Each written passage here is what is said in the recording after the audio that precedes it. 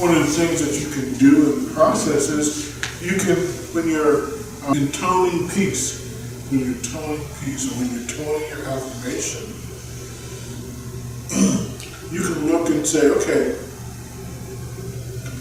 if, start looking at the implications here. If I am peace, then. If I am peace, then how do I feel? How do my muscles feel? Right? If I am peace, how do I breathe? What is my breathing like? Okay? And we can clock through the senses like this.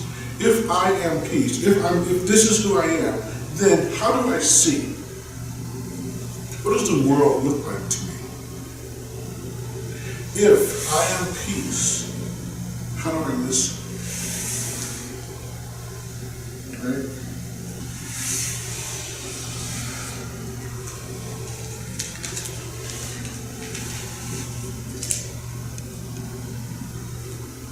You ask yourself what type of characteristics you would be synthesizing in your sensational experience if this was you. Now, right? This is totally imagination. This is totally imagination. This is, right?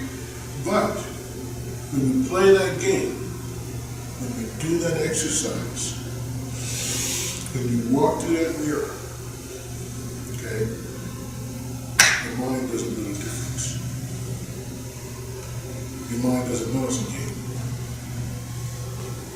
Research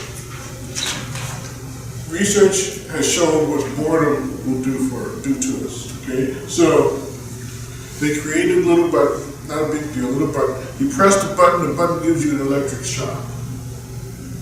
Okay?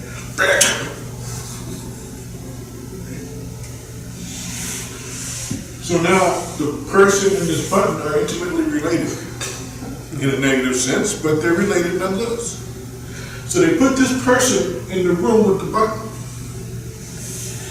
and they took out everything else. It's like a chair. So now the person is sitting in the room with this button that shocks them.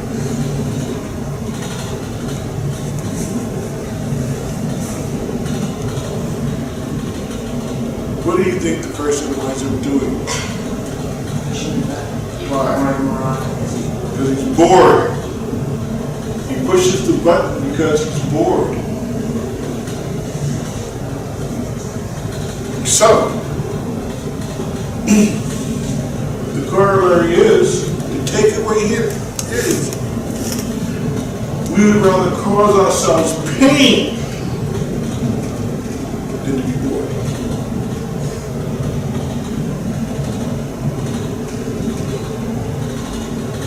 Negative attention is better than no attention at all.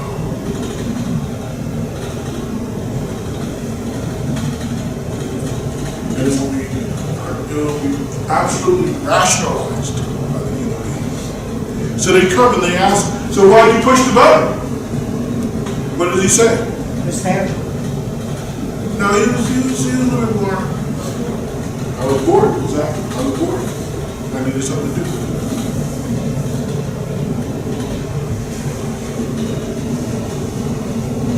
So, now, as healers, this is going to be very important for you to understand.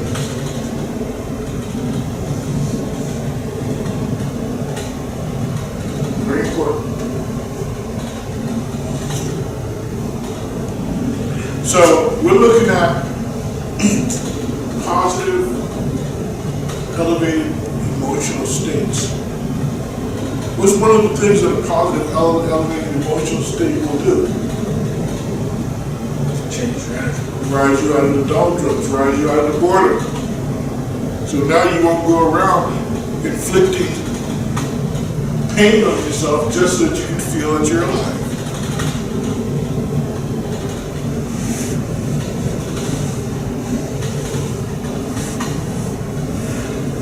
The majority of times people engage in what we call bad habits. for the sense of vitality. To feel alive, that's why. Why do you intoxicate yourself and send your body through this negative spiral? To feel something. To feel. To experience. Ask the heroin addict what's the big deal. He's going to tell you. The high. That's the big deal. What's the high all about? Experience. Experience. Experiencing the world in a way that you could never experience it otherwise. Or can you? Yes, you can experience the world in an elevated, heightened way. Otherwise, without the side effects. You can.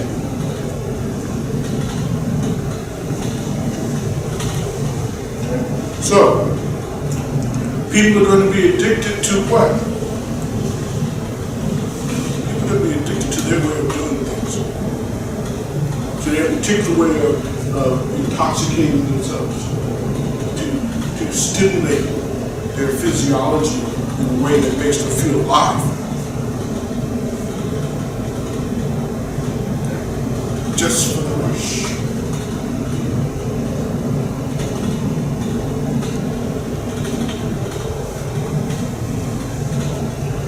I used to think that was ridiculous until I knew some heroin addicts. I knew some heroin addicts. They would spend $500 to $1,000 a day. More than they had. The question becomes, who can spend $500 to $1,000 a day? Excuse me?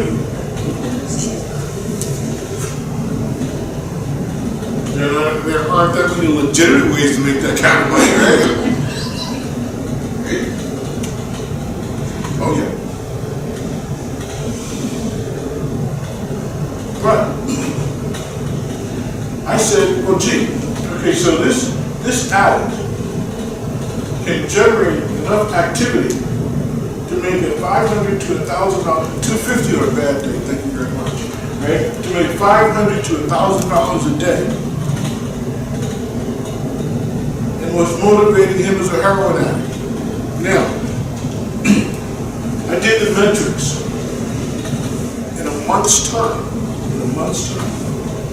this person earned enough to fill a warehouse full of goods.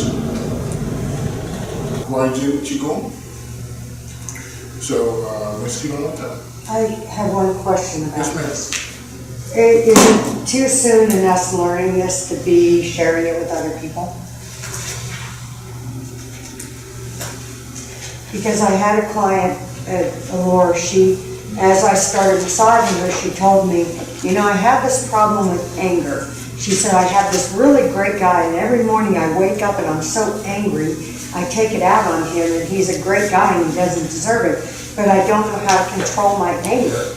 And I told her, well, I have an idea for you if you want to do a elevated emotional state on, on exercise on positive emotions. And I told her the 7 words, and I told her how to say them. And then I continued with her massage. And when I finished, she told me that she had been doing kindness the whole time I was massaging her. And she was like, it changed my whole attitude. I feel so good right now. And I didn't even know she kept doing it after I told her about it.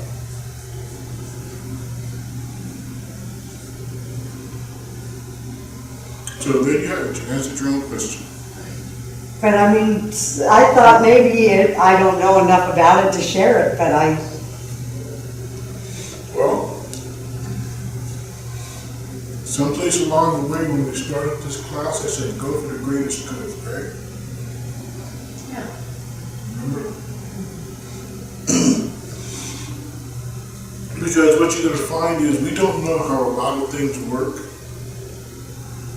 And if we waited until we knew before we used them. We lost the opportunity. Because they do work, exactly. We lost that opportunity. You know, it's like,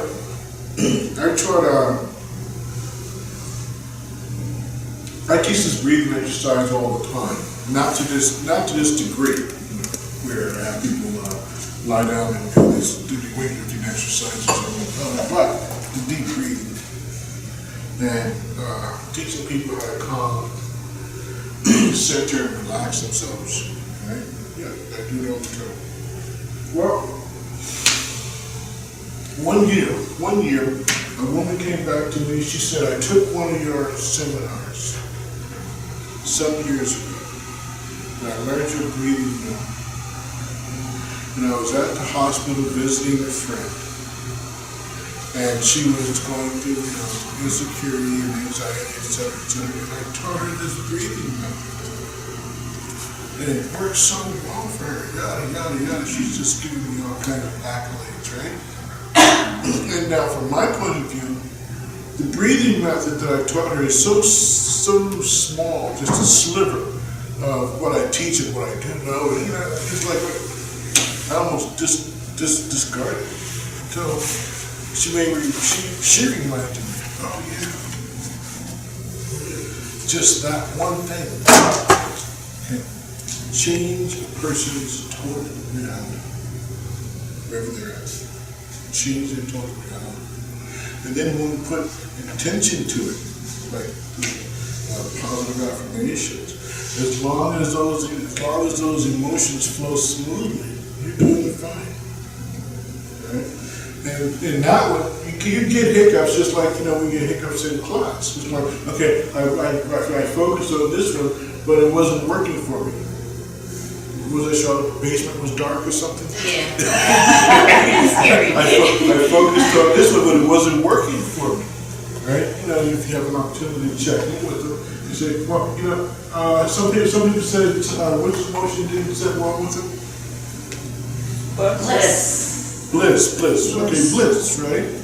Some people said, well, that's okay, because we have, about a dozen common emotional states to choose from. And with a little creativity, you can create positive emotional states that don't have names yet.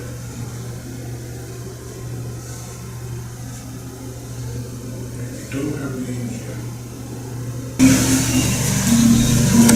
A couple of classes here.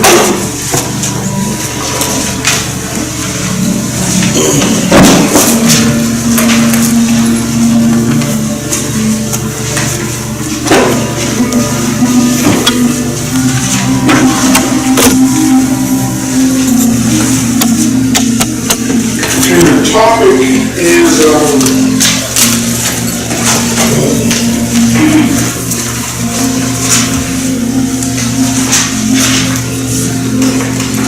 the idea of resonance.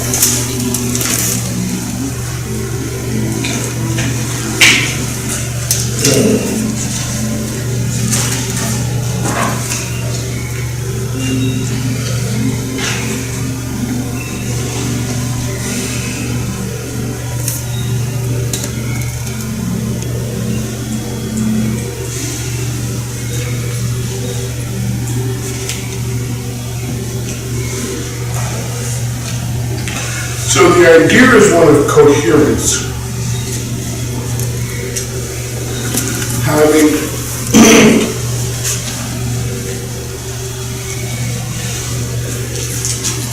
the major processes and functionings of the body cohere with each other. We have mind, consciousness. We have heart.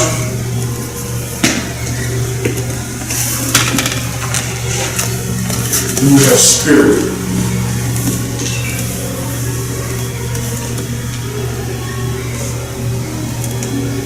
So we want mind, heart, and spirit to resonate with each other, to cohere with each other with regards to vibratory resonance.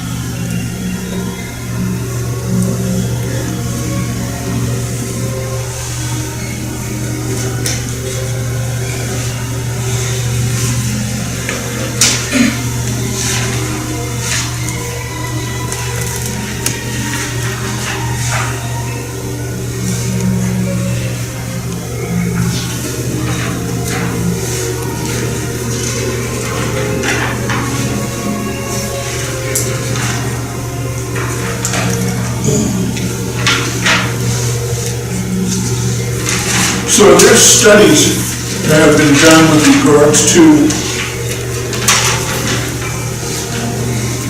the human state of health and wholeness.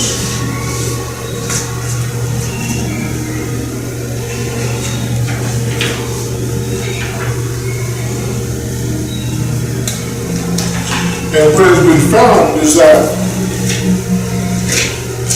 the harmonization has to happen with the brain, the heart, and the emotions.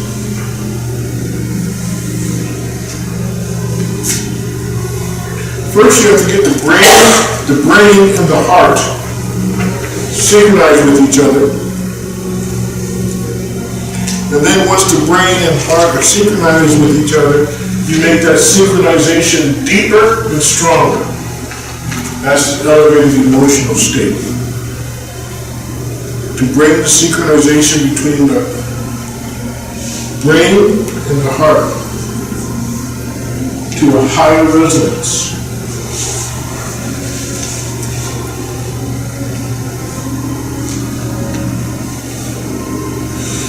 So that we can get a conditioned state of body. The body starts to become conditioned in this vibratory field that the heart and the mind are resonating.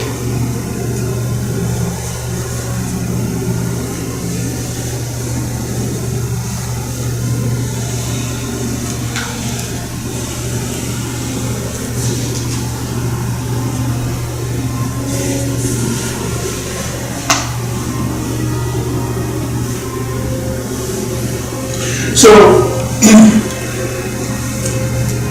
the evidence that this brings about a higher state of consciousness, a higher state of wholeness,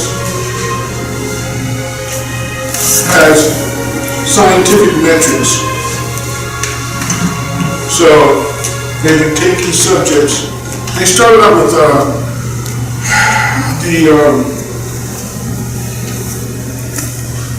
some nuns, some Christian nuns who were meditators, Buddhist monks who were meditators, and any of the exalted people that they could track into a laboratory. Okay.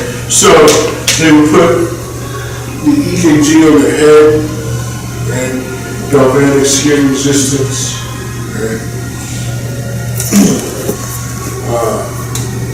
heart monitor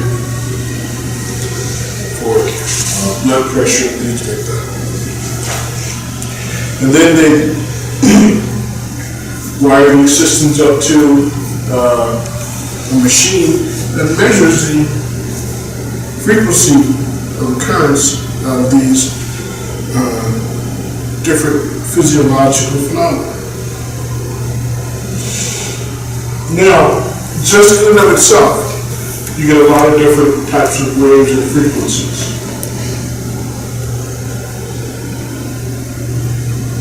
But they found when people would focus on one thing and adopt the slow, deep breathing rhythm, what would happen is that the electroencephalograph of the brain and the cardioencephalograph of the heart would link. And those waves would start to move together in harmony with each other. Now, so they said, okay, look at this. And they asked these people, when this happened, what were you thinking, what were you feeling, what was going on inside your head? Right? And they would always come out with these elevated states of awareness, whether visions or feelings or whatever. There were always these elevated states of awareness, experience of being one with nature, one with God, one with people. That was always what came about when they researched these coherent states. They will be coherent.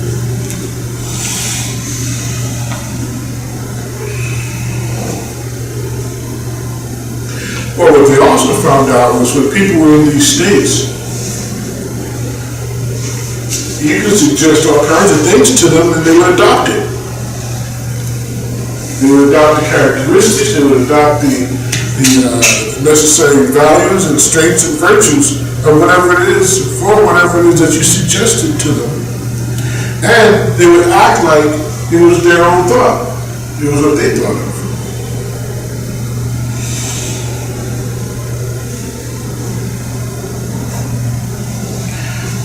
So this is a real big deal.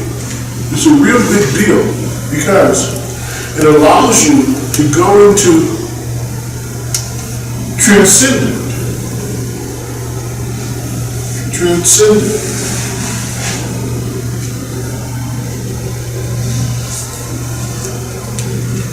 spiritual states without subscribing to a religion.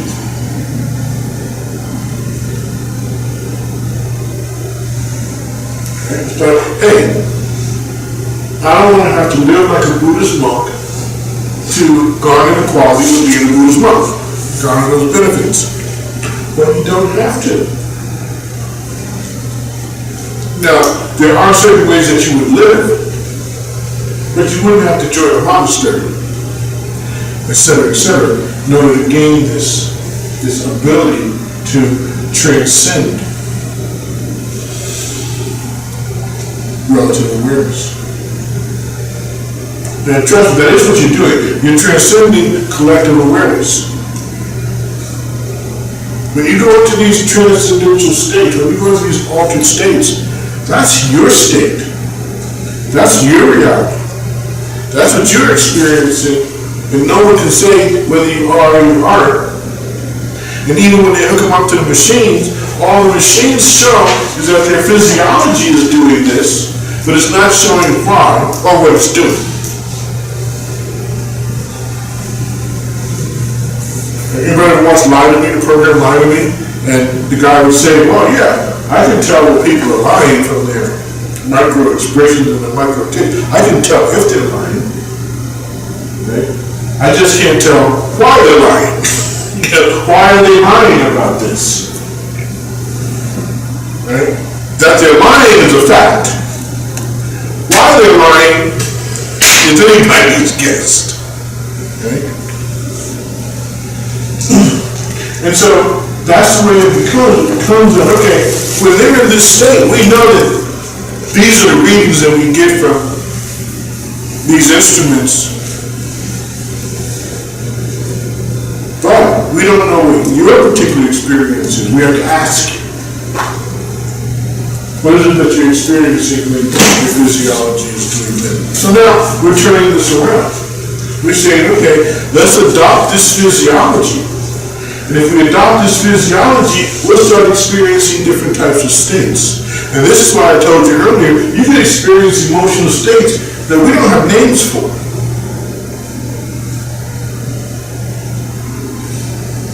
We don't have names for this.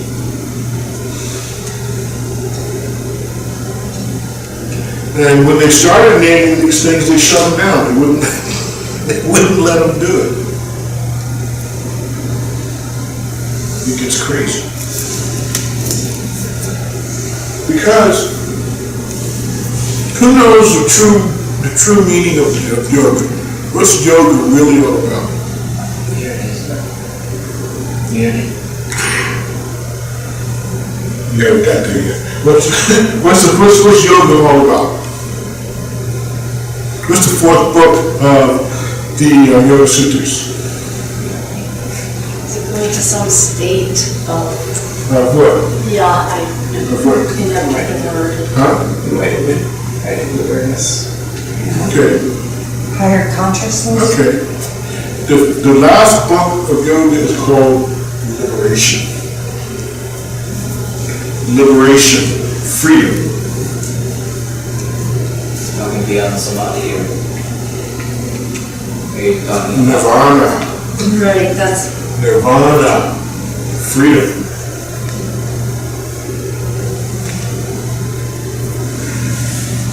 See, yoga gets to the state, union, you say union, right? Yoga gets you to the state where you're experiencing this oneness, this union with all things. And that's right, you read about that, right? But what happens then? See, not many people explore post-yoga. Okay? What happens after the yoga works? What happens? Okay, you have a sense of oneness. Okay, you're one with everything. Okay, you're this divine yada yada yada consciousness. Okay, fine. What does that mean? Okay, that means you're there with who else? just you. Excuse me? What was that? Just you. Just you. You know that's Just not you. real. Huh? You know that's not real. I'm just, No, you don't know that. right, you do. As a matter of fact, you've already dealt with that thought has been rejected a long time ago. Because if you can consciously cognate it, then it is real, it is a reality. Yes, This is one of the things that you learn. That's right. yes. Okay, so, liberation, what are you liberated from? You, me, Everything and everyone else. You're liberated from everything. If you're one with everything, then what reference point do you have? You don't have one. You're liberated from everything else. That's the dark side of yoga. You know, the bright side of yoga is, oh yeah, we're experiencing oneness. Oh yeah, we're gonna have all these Timothy Leary moments and elevated feelings and okay? What happens on the other side of that? You better be able to deal with the world of you, because that's what the world has become. You are it, you're the world, and the world is you. You are the universe, and the universe is you. Yes. So isn't that what yoga's preparing you for then? Yes. Then you should be okay. Huh? Then you should be okay. As long as you didn't miss any steps in as long as you didn't miss any classes, yeah. As long as you didn't miss any classes, you'll be okay. So what happens when you're not okay? Who's gonna fix you? There is no. Exactly.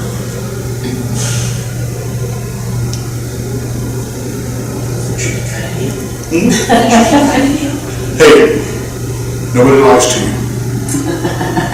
You knew the mission when you took it. They don't lie to you. They tell you.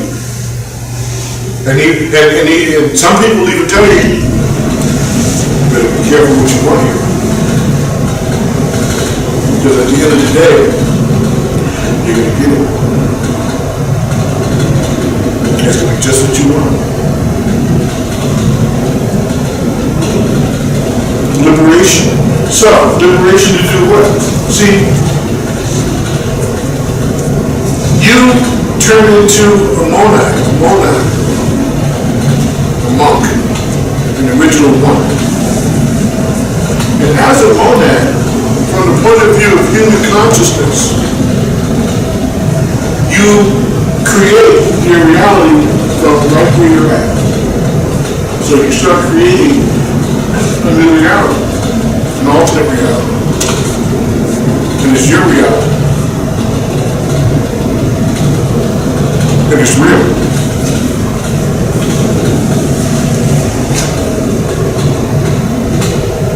That's why there's so many exercises on purity and lack of corruption.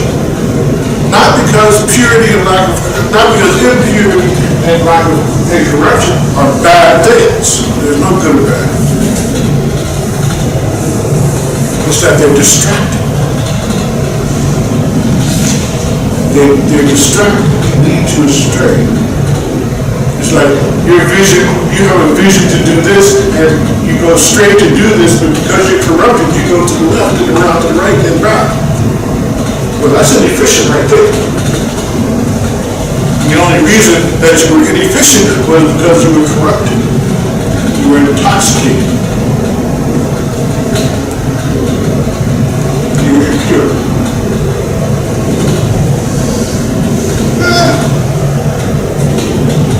In and of itself, it's not a big thing.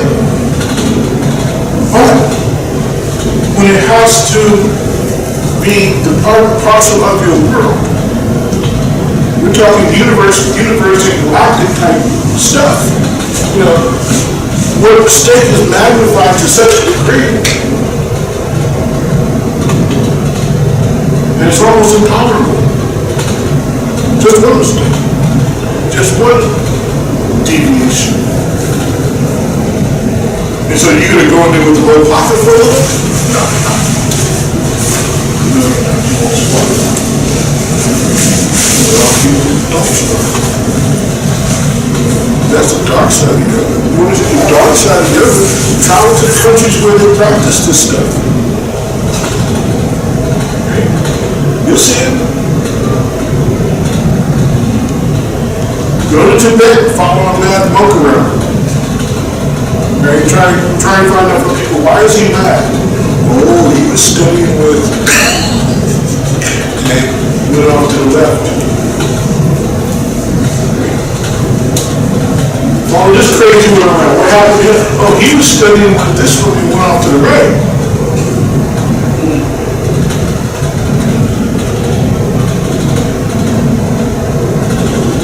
The ones who succeeded in their process, they will always look the same.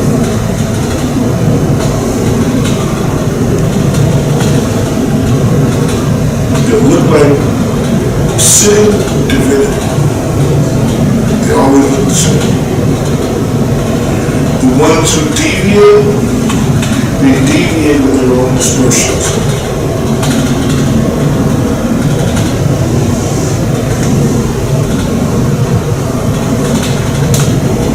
Distortions.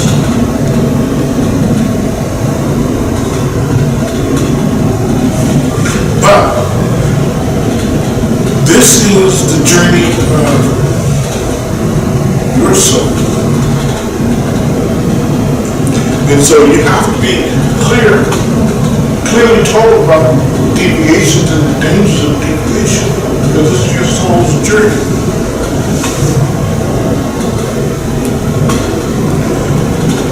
How do you avoid the deviation?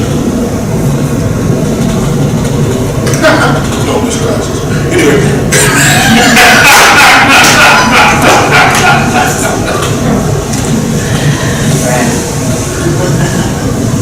but what happens when the class is end?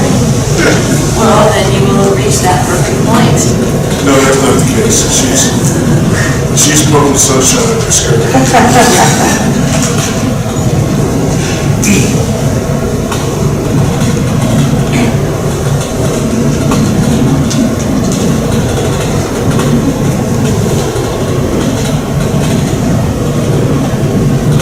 You know what yoga is used for all the time? Yoga is used for people who want to become the best in the world at something.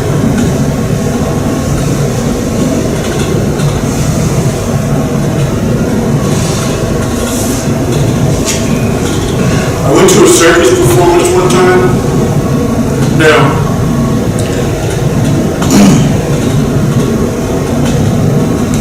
in the yoga cars, you know how you can stand on your head and stand on your hands and things like that. They have practice where you stand on one finger.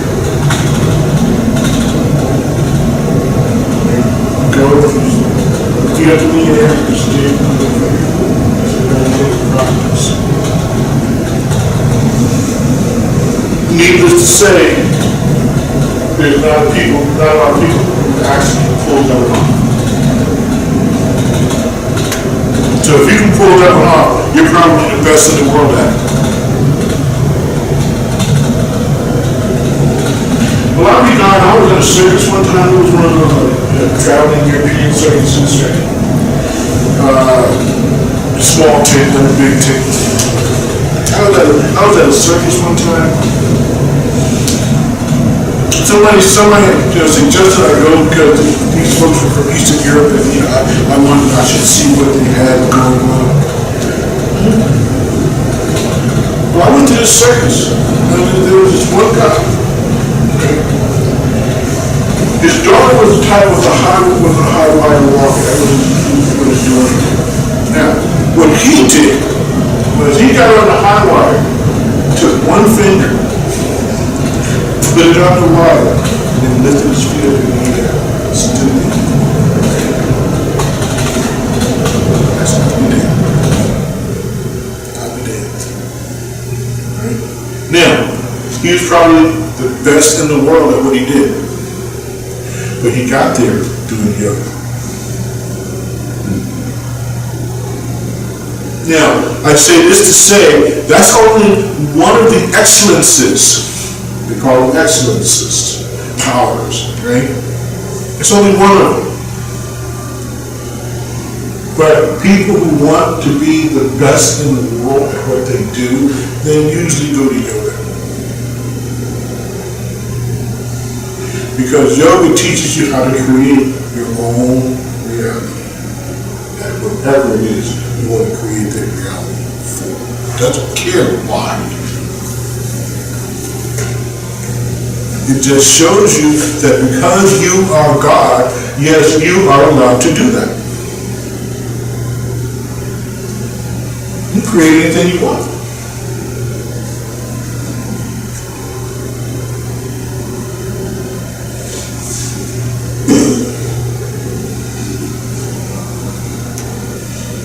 Right, if you create a whole other world for yourself, you gotta give up this one.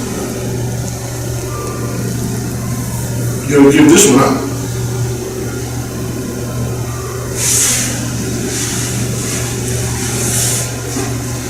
So if you like the smell of your mocha cappuccino in the morning, Gotta give it up. gotta give it up. Because everything is sacrificed to the altar of desire. Everything. You want a desire? You can have the other desire, you can get it. Right? This is the sacrificial altar. You put everything else on there and light a match to it.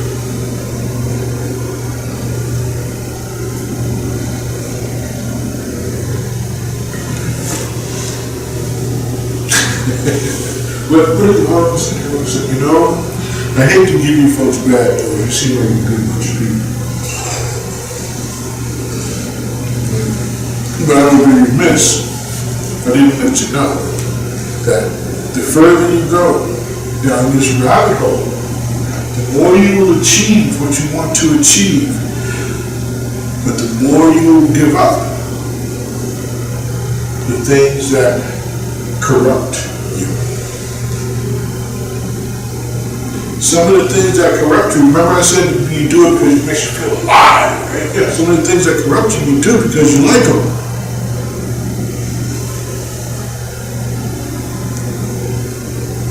And so you're going to be compromised with regards to giving them up. Now, the people of these traditions, They don't care what you have to go through. There's no care what you have to go through. They don't care if you got a monkey on your back that you got to get off. Once you start down that rabbit hole, that monkey's gonna be screaming at you like nobody's business.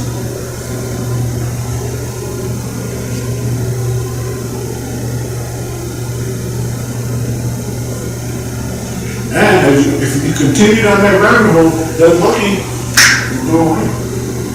Eventually.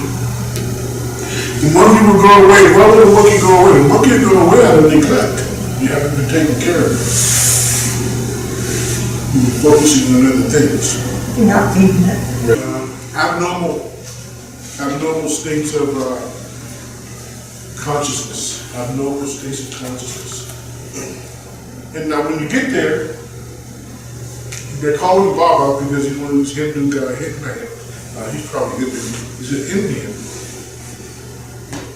With PhD here, PhD there. He works at the Salt Institute in San Diego. He works over here. Right? So there's going to be a lot of information on YouTube with regards to this guy. Look at it all. Fine, look at it all. But look at for our assignment, you're looking at a brief tour of human consciousness. And we're going to discuss it. We're going to look at it together next week, and then we're going to discuss it. Okay, so your assignments for last week, reading chapter 8. Okay. And the 4 examinations in chapter 7. And what about the 4 examinations in chapter 7? Outline them. Chapter Yes. 6 was 4 examinations in chapter 6. Yes. Chapter 6. Okay. Chapter 6. Page 176. Great. And that's for next week. Okay. Any questions, comments, insights? How do you feel? Happy. How do you feel? Relax. Okay. When you're doing your positive affirmations, my teacher used to say, you do many, many times. Many, many. Many, many. How many do you do? Many, many times.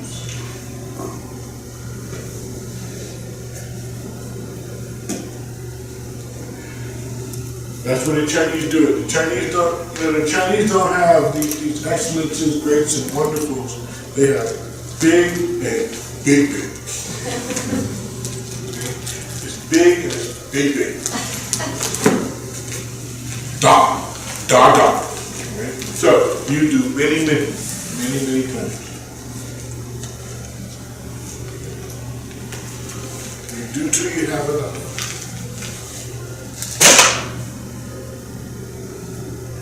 And with regards to these elevated emotional experiences,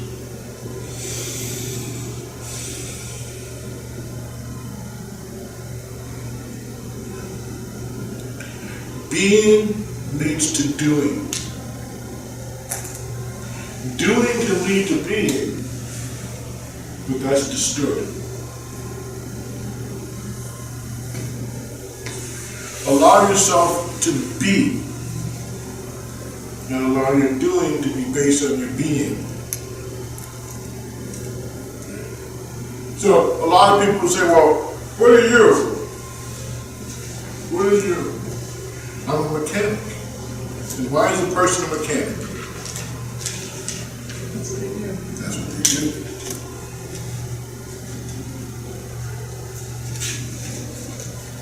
So are you a mechanic because that is what you do, or are you a mechanic because that is who you